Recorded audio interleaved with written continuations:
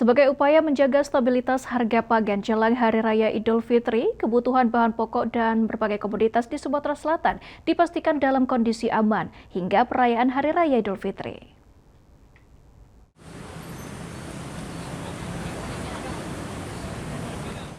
Momen perayaan Hari Raya Idul Fitri, kebutuhan bahan pokok di Sumatera Selatan akan mengalami peningkatan jika dibandingkan dengan hari biasa.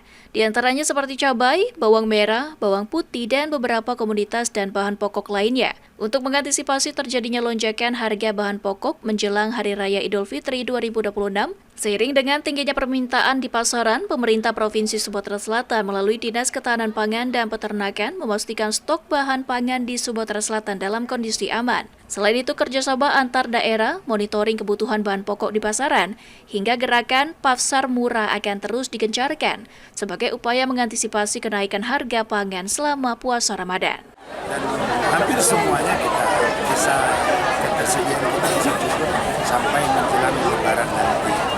Nah, tentunya kita juga selalu akan memantau perkembangan dan akan selalu monitoring daripada ketersediaan kita ini. Kita sudah mengantisipasi akan adanya peningkatan permintaan.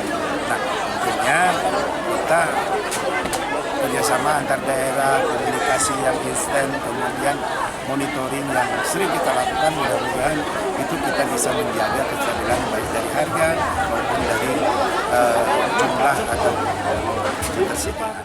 Meski harga kebutuhan pangan di Sumatera Selatan masih dalam kondisi aman hingga Hari Raya Idul Fitri, menurut Rozwan, dengan tingginya permintaan menjelang Hari Raya Idul Fitri akan berpotensi terjadi kenaikan harga pangan di pasaran. Eki Saputra, PAL TV.